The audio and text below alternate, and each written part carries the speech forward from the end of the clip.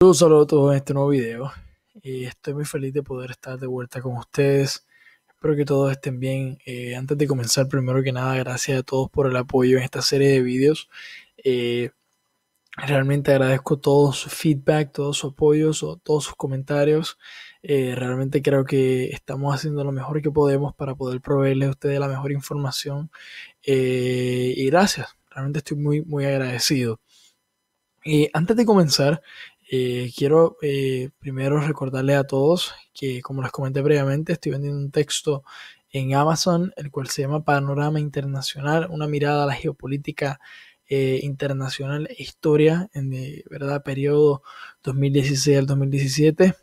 Pueden encontrarlo, está abajo el link, en su versión en Kindle o en su versión de tapa blanda, para aquel que esté interesado en verdad aprender un poco sobre el conflicto israelí o sobre el conflicto sirio, o un poco de historia sobre eventos que acontecieron en este periodo de tiempo que he mencionado previamente.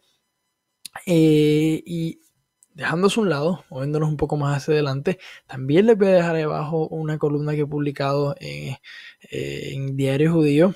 Es un periódico en México muy bueno. Esta columna básicamente creo que a muchos de ustedes les va a interesar, porque básicamente hablo sobre el desastre político, no político, pero geopolítico y militar que ha causado los Estados Unidos, tanto en Afganistán, en Siria e Irak, y cómo realmente los cambios estratégicos de geopolítica que ha presentado tanto el presidente Trump como el presidente Obama, y creo que realmente va a ser de su agrado.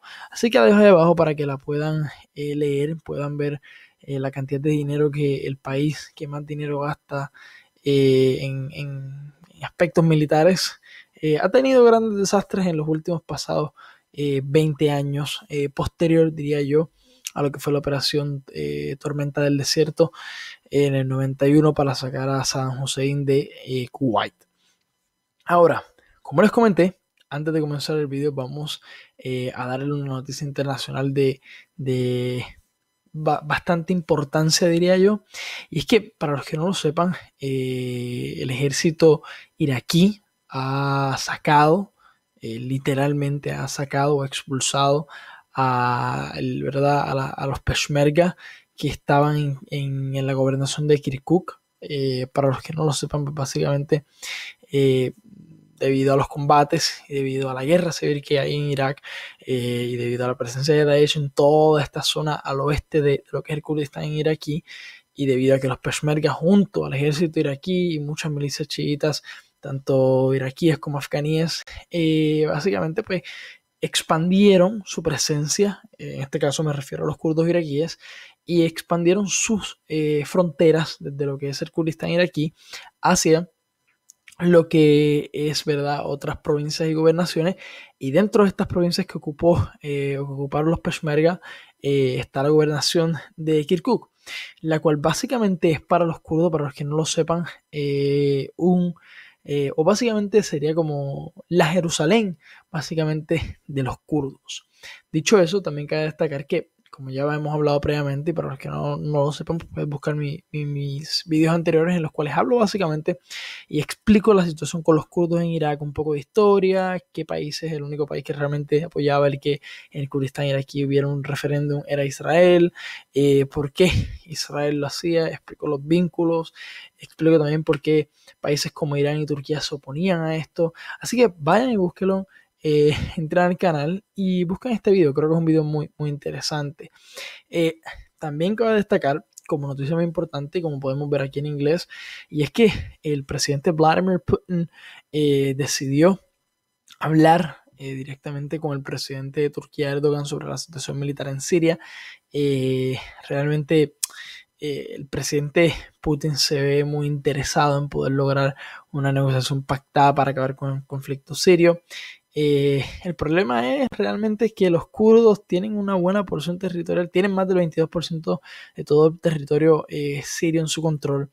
Y a pesar de que, como les voy a enseñar pronto o más adelante en este video, pues Turquía ha estado bombardeando a los kurdos en el norte de Siria, realmente no ha tenido éxito. Y la franja esa que básicamente vamos a ver ya mismo en el mapa que controla el ejército turco junto a un grupo de rebeldes que son bastante moderados, que no tienen tendencias religiosas ni tampoco islamistas, junto también al ejército libre sirio, se ha quedado estática. Esa porción territorial no se ha expandido. Y esto pues básicamente le ha hecho entender específicamente a Rusia de que Turquía realmente no va a poder expandirse, y algo muy importante, ya que ahora vemos otras movidas de Turquía para poder movilizarse hacia otras zonas de Siria. Ya llegaremos ahí. Ahora, también dejando esta noticia a un lado, cabe destacar pues, que realmente hay problemas en la frontera entre Israel y el suroeste de Siria, específicamente lo que es el territorio de los Altos del Golán. Para los que no sepan por qué los Altos del Golán es un territorio anexado hoy día por Israel, el cual fue anexado en 1981, vayan a un video que también tengo en mi canal, en el cual hablo básicamente sobre los Altos del Golán. Es un video en el cual solamente hablo sobre los Altos del Golán, su población, la situación política y militar en esa zona, la cantidad de bases militares que Israel tiene en esa zona, bases aéreas, etcétera. Y creo que es un muy buen video para poder entenderlo. Ahora, dejando esto a un lado, esta semana pasada, ¿verdad? El ministro de Asuntos Exteriores, ¿verdad? Del gobierno ruso decidió ir a Israel en una visita no oficial, que posteriormente sería oficializada, y la cual es la primera vez desde 2012 que este señor, ¿verdad? El ministro de Asuntos Exteriores de Rusia, ¿verdad? Viaja a Israel para reunirse con su contraparte y hablar sobre la situación entre la frontera entre, ¿verdad?, los Altos del Golán y el suroeste de Siria, donde básicamente grupos como Hezbollah y miembros de la Guardia Revolucionaria Islámica de Irán tienen cuarteles y presencia cercanos a la frontera, algo que a Israel bastante le preocupa. Y es por ello que en el día de ayer el ejército israelí atacó con tanques, o sea, esto es bastante serio. O sea, el ejército israelí estaba movilizando por las pasadas 2 semanas bastantes unidades claves, y en el video de los Altos del Golán les hablo sobre esas unidades claves, para que estén pendientes, que no comienza un conflicto en los Altos del Golán. Yo veo esto como algo realmente complicado, pero aún así, ayer, insisto, y regreso a lo que le estaba comentando, el ejército israelí atacó con tanques efectivos, ¿verdad? Con tanques efectivos leales al gobierno de Bashar al-Assad en las afueras de Yarnaba, el cual básicamente es una ciudad en Quneitra. Cabe destacar que también es en esta zona donde está presente ¿verdad? Y permítanme utilizar el mapa, creo que no lo estamos utilizando y creo que me parece relevante para que lo podamos ver un poquito mejor, para que vean esa zona a la que me refiero.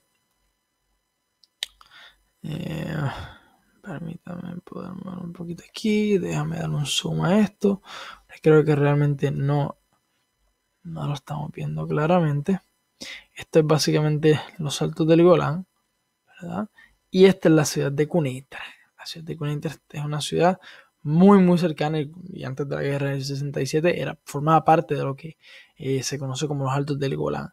Y básicamente, pues, ¿cuál es el problema de esto? Que aunque las Naciones Unidas están, ¿verdad?, a través de toda esta franja territorial que podemos ver aquí en líneas no demarcadas realmente, pues estos ataques están ocurriendo. Esto demuestra que realmente las Naciones Unidas no están haciendo nada ahí. Ese 5% de todo el territorio de los Altos del Golán que Israel cedió en su momento para que las Naciones Unidas controlaran toda esta región no ha servido de nada, ni para un bando ni para el otro, y menos las Naciones Unidas o los cascos azules han cumplido con ese error.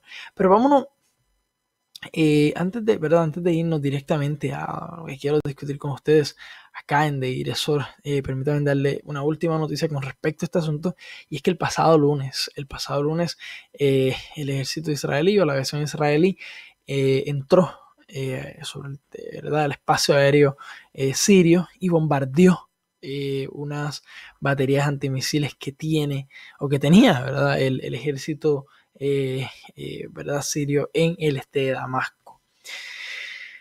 Esto, ¿verdad? Como respuesta a varios misiles que han estado cayendo, aproximadamente 3 misiles han caído desde territorio sirio hacia zonas abiertas de los Altos del Golán.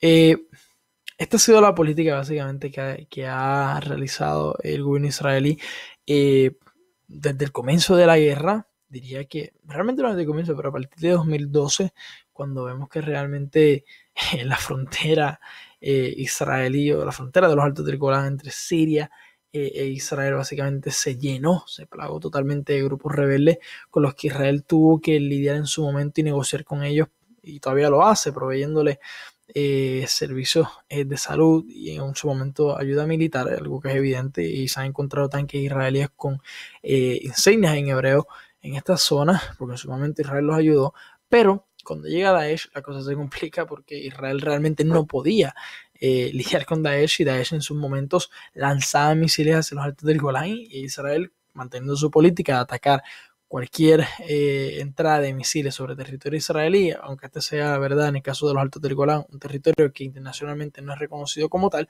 pues básicamente bombardeaba a Hezbollah, que aún lo hace, o a centros de donde Hezbollah almacena sus misiles y su armamento, y donde también tiene sus combatientes, o bombardeaba al ejército sirio. Pero eso es todo por lo que esos son todos los asuntos internacionales de los cuales quiero hablar con ustedes hoy. Ahora vamos directamente al desierto sirio. ¿Qué ha estado pasando? Miren, yo he estado analizando este mapa, estaba mirando otros 2 mapas más,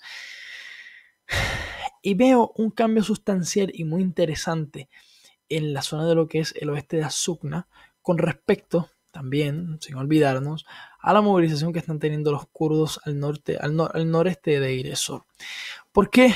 Porque hemos visto que el ejército sirio ha apostado por aguantar a Daesh en toda esta franja territorial, no continuar penetrando el territorio, ¿verdad? Diría yo, para conectar al menos la carretera de Azukna con Deir ez-Zor, pero se ha logrado a conglomerar a Daesh, aguantarles, y también hemos visto que ya se ha comenzado, o ya se conquistó la ciudad de Al-Mayadin, perdón, número 1, y número 2, algo muy, muy importante también, que es lo que le iba recalcando.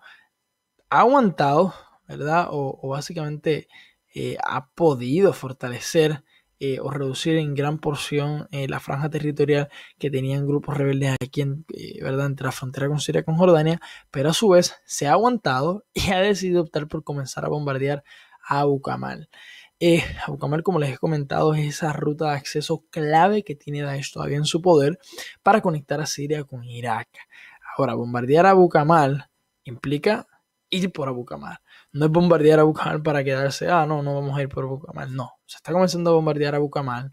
Es algo interesante porque demuestra que realmente el ejército sirio sí busca conectar toda la frontera o toda esta franja territorial que podemos ver aquí hasta Abu Kamal, para después comenzar a empujar desde el noreste de Azukna y mantenerse en constante movimiento hacia Al-Quraiya, Karaïr y Jajen. Ahora, llegado a este punto, es evidente que el ejército sirio está en contra de Daesh, evidentemente, y tiene una estrategia muy buena. Algo muy importante que les olvidé mencionar.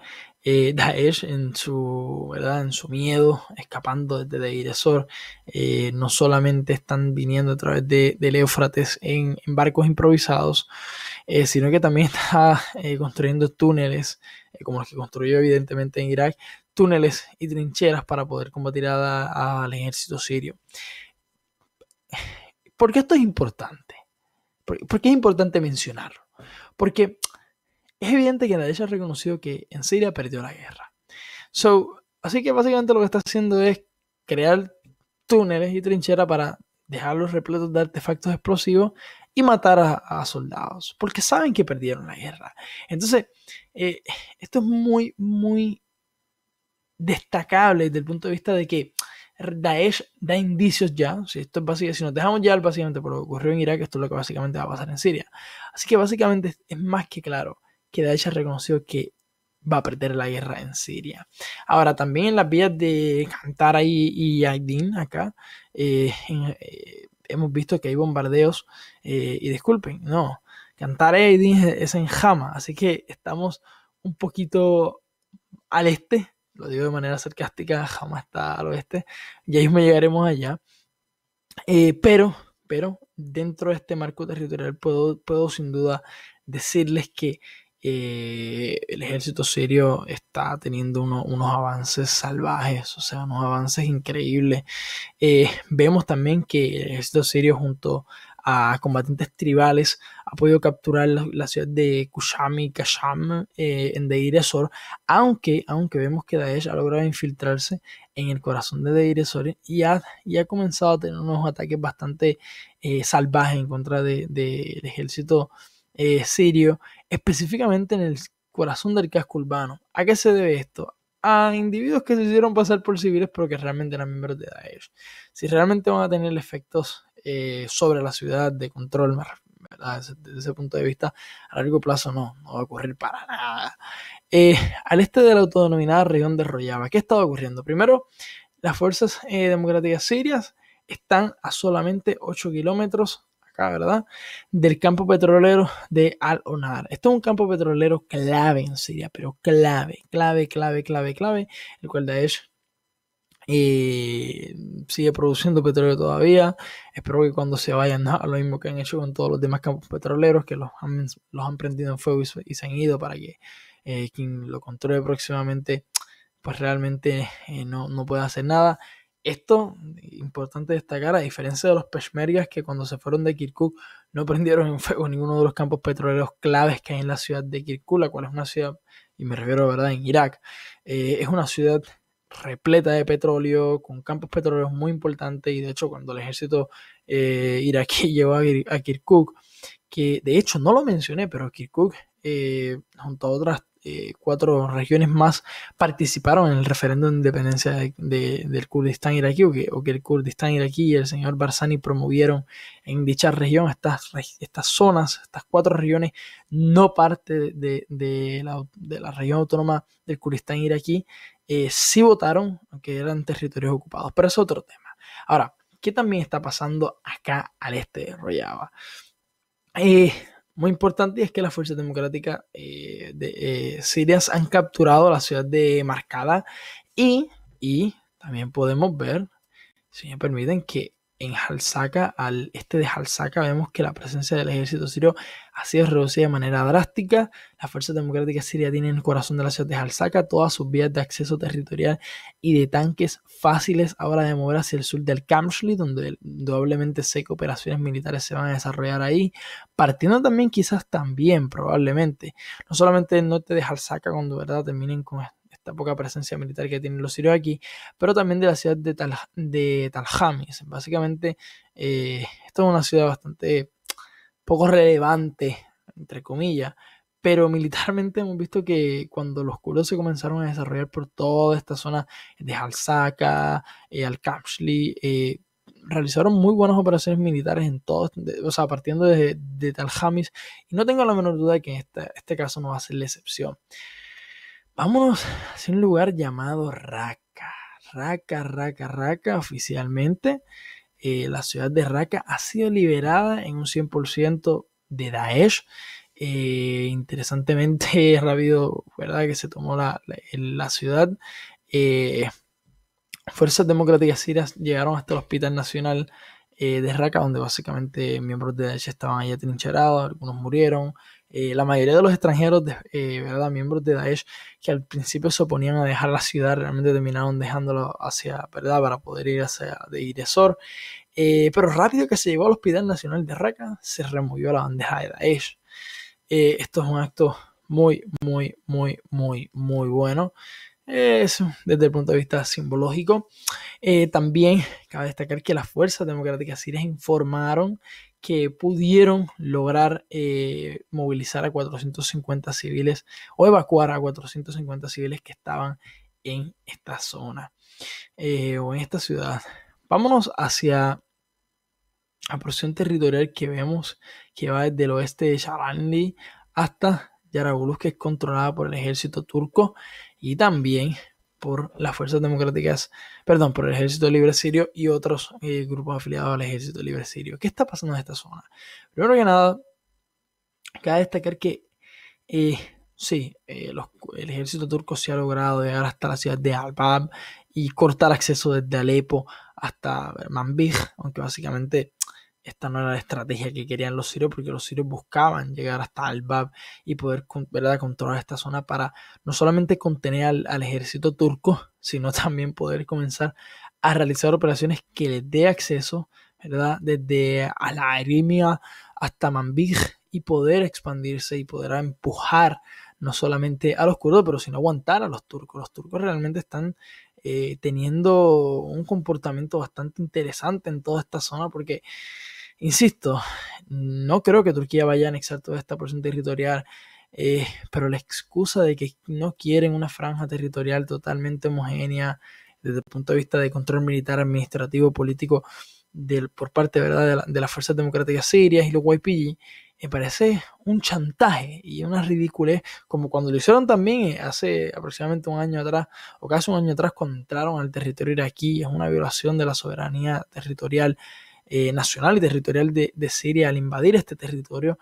Y repito, ya lo hicieron en Irak, cuando entraron al Kurdistán iraquí sin previo permiso del primer ministro de Irak o del parlamento iraquí. Así que a Turquía le importa un bledo. O sea, Turquía realmente lo que quiere es hacer de la suya y realmente su lucha no es en contra de los kurdos, su lucha es por poder tener influencias en Irak y apoyar a grupos terroristas como ya lo ha hecho.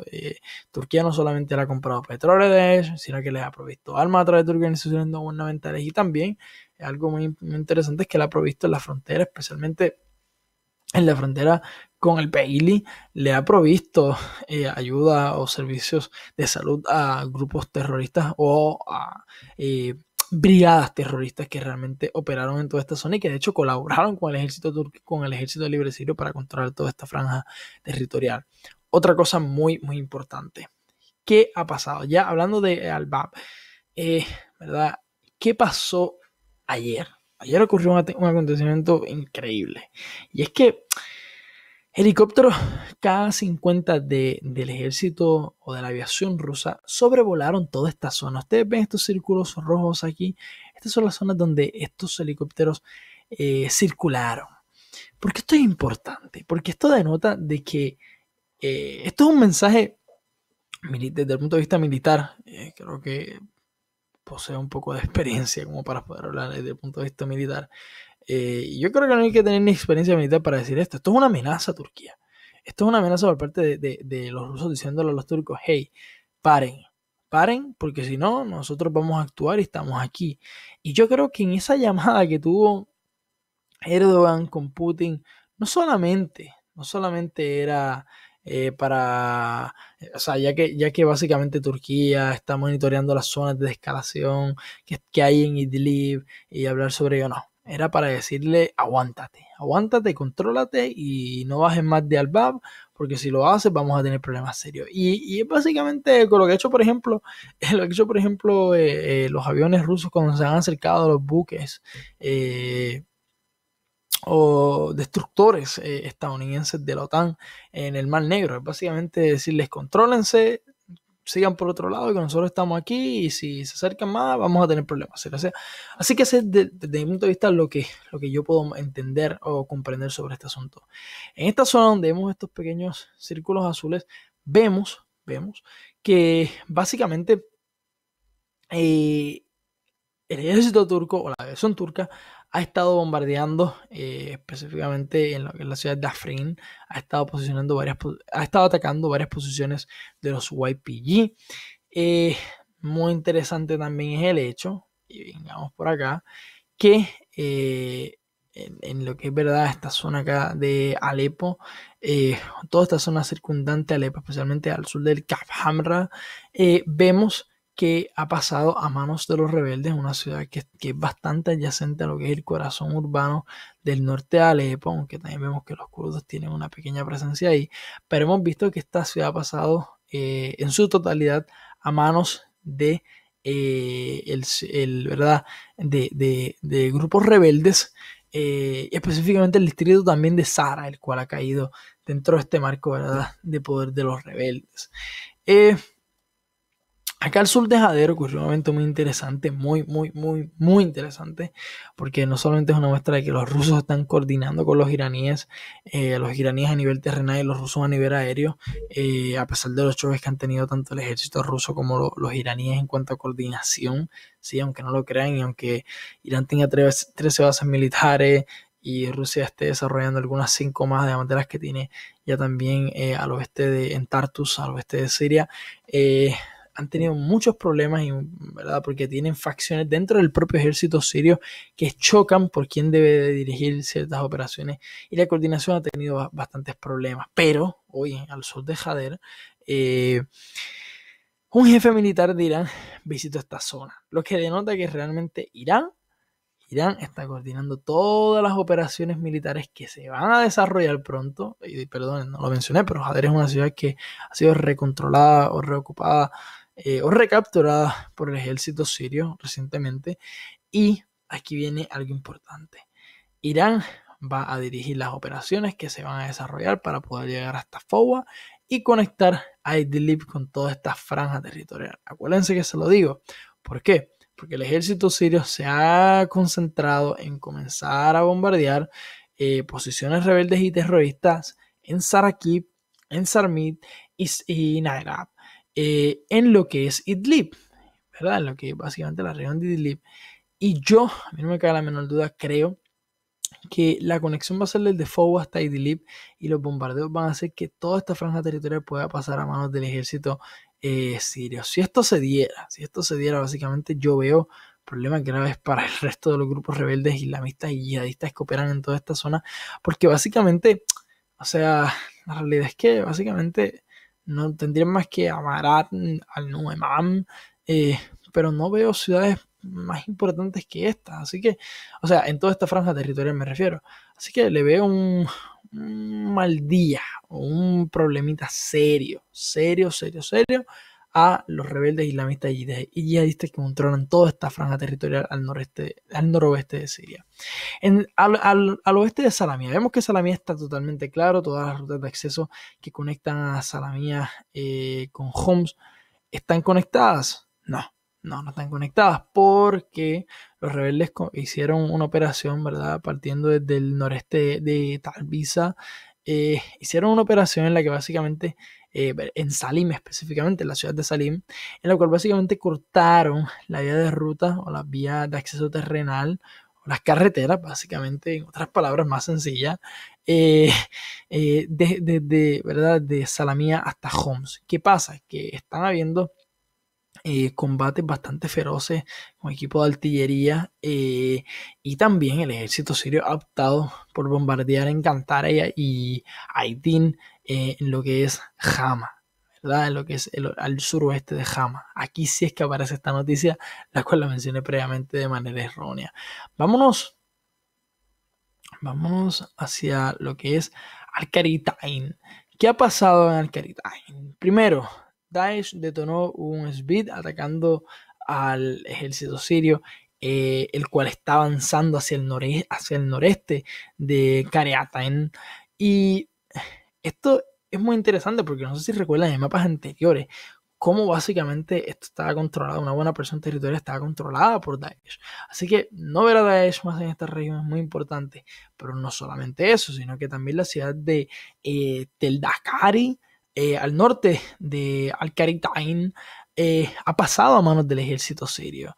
O sea que básicamente vemos que el ejército sirio, desde Saad, Kará, Yabrud, Malalula, Al-Qaritain, son ciudades claves al norte de Damasco, las cuales están siendo controladas por el ejército sirio. O sea, y digo claves desde el punto de vista, cuidado, no porque sean ciudades grandes o tengan un montón de población, no, desde el punto de vista de movilización terrenal, porque vemos que desde Damasco hoy se llega hasta Jizia y también se llega hasta Homs, y desde Homs se puede llegar hasta Salamía, y desde Salamía se puede hoy llegar, o se podía haber llegado hasta básicamente Raqqa y luego Maadán. O sea que al menos controlar Maadán, y la posterior ocupación los posteriores ataques que el ejército sirio va a desarrollar al sur del corazón de la ciudad vieja de Raqqa se van a dar, por lo que ellos intentarán conectar todo esto no solamente para movilizar tanques, que luego,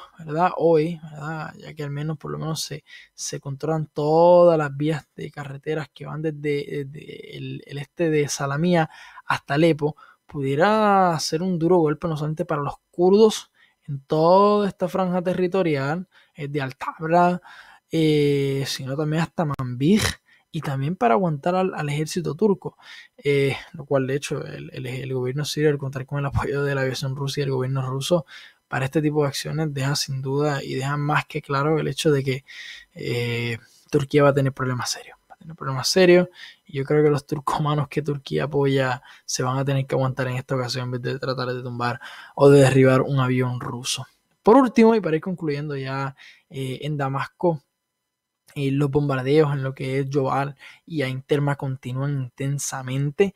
También los bombardeos en Karbatna han continuado persistentemente al este de Damasco, en Ghouta, lo que es verdad el este de Ghouta también hemos visto que han habido bombardeos, pero básicamente estos bombardeos del ejército sirio, específicamente en Karbatna, han matado aproximadamente entre 10 y 15 civiles, algo que hay que mencionar. En general no veo nada de cambio significativo ¿verdad? Al norte de Dara. Si vemos que, si vemos, este detalle no lo había mencionado, que los rebeldes han partido desde Bousra y Al-Musaifira, el este de Al-Musaifira, para comenzar a llegar hasta Suwaida, donde no sé si recuerdan, pero hace varios días atrás un militar, o un general, disculpen, del ejército iraní murió. Pero en concreto realmente no vemos operaciones activas en toda esta zona, ya que es básicamente al norte de Siria, al este y al centro de la ciudad, donde básicamente, y el centro del país, disculpe, donde básicamente, y el desierto, también hay que mencionarlo, el desierto, es donde básicamente vemos esos combates feroces, donde más se han desarrollado. Realmente esto es todo por hoy, espero que les haya gustado este video, denle like, suscríbanse al canal, por favor, suscríbanse al canal, denle like, compártanlo. Esta información valiosa, esta información que realmente, ¿verdad? Debemos de difundir para que la gente sepa qué realmente está pasando en Siria, qué realmente está pasando en el Medio Oriente, qué realmente está pasando en toda esta zona, con Israel, en Irak. Es conocimiento, ¿eh? Ahí abajo les dejo el link para el libro y también les dejo el link para la columna. Espero que les haya gustado este video. Muy buenos días, muy buenas tardes o muy buenas noches. Gracias por todo.